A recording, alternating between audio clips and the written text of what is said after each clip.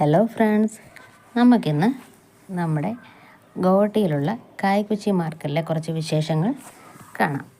നല്ല അഫോർഡബിളായിട്ട് പച്ചക്കറികളൊക്കെ കിട്ടുന്ന ഒരു കുഞ്ഞു മാർക്കറ്റല്ല, അത്യാവശ്യം നല്ല വലുപ്പമുള്ള ഒരു മാർക്കറ്റ് തന്നെയാണ്. ഇതെന്ന് പറയുന്നത് നമ്മുടെ ഗോവട്ടി എയർപോർട്ടിൻ്റെ ഒരു 2 കിലോമീറ്ററിനുള്ളിലായിട്ട് വരുന്ന മാർക്കറ്റാണ് ഇത്. ഇവിടെ നമുക്ക് ആഴ്ചയിൽ 2 ദിവസമാണ് മാർക്കറ്റുള്ളത്, ബുധനാഴ്ചയും ഞായറാഴ്ചയും. ഈ 2 ദിവസവും രാവിലെ മുതൽ തന്നെ രാത്രി ഒരു 8-8:30 വരെയൊക്കെ തന്നെ മാർക്കറ്റ് അവൈലബിൾ ആയിരിക്കും. ഈ സമയത്ത് നല്ല ഫ്രഷ് ആയിട്ടുള്ള പച്ചക്കറികളൊക്കെ നമുക്കിവിടെ നല്ല അഫോർഡബിൾ ആയിട്ടുള്ള റേറ്റിൽ മേടിക്കാൻ കിട്ടും.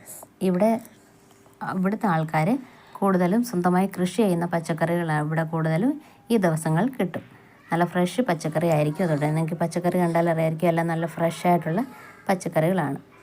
പച്ചക്കറികൾ മാത്രമല്ല, നമ്മുടെ ചെരുപ്പ്, പൂക്കൾ, ഉണക്കമീൻ, ഫ്രൂട്ട്സുകൾ, മുട്ട, പിന്നെ മസാല ഐറ്റംസ്, അങ്ങനെ എല്ലാം തന്നെ ഈ ദിവസങ്ങൾ നമുക്ക് മേടിക്കാനായിട്ട് സാധിക്കും.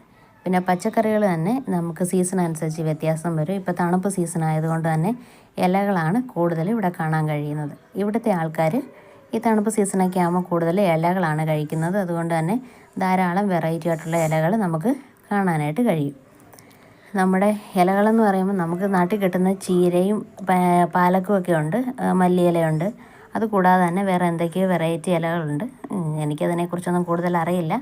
നമ്മളതൊന്നും ഉപയോഗിക്കാറില്ലാത്തതുകൊണ്ട് കൂടുതലൊന്നും അറിയില്ല. എങ്കിലും ധാരാളം വെറൈറ്റി ഇലകളുണ്ട്. പിന്നെ ഇവിടെ തന്നെ ആയാലും നമുക്ക് പച്ചക്കറികൾക്കൊക്കെ നമ്മുടെ കിഴങ്ങിനായാലും ക്യാരറ്റായാലും ഇതൊക്കെ 1 കിലോ 20 രൂപ 15 രൂപയ്ക്കൊക്കെ മേടിക്കാനായിട്ട് സാധിക്കും.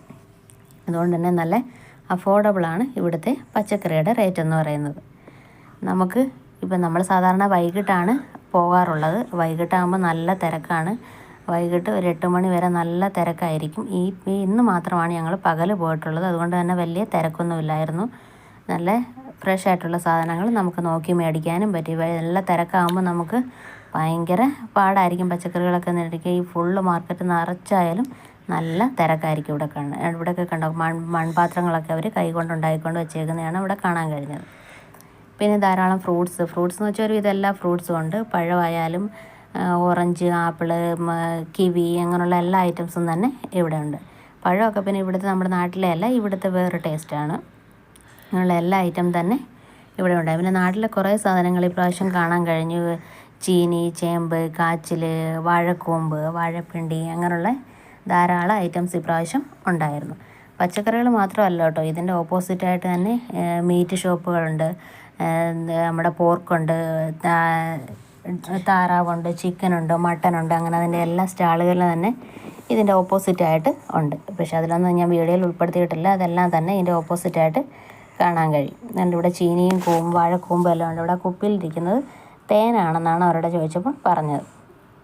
അങ്ങനെ എല്ലാ സാധനങ്ങളും ഉണ്ട്. അപ്പോൾ നമ്മൾ ഒരുവിധം വീട്ടിലേക്ക് ആവശ്യമായിട്ടുള്ള സാധനങ്ങളെല്ലാം മേടിച്ചുകൊണ്ട് പോവുകയാണ്. ഇനി നമ്മൾ ആഴ്ചയിൽ ഒരു ദിവസമാണ് വരുന്നത്.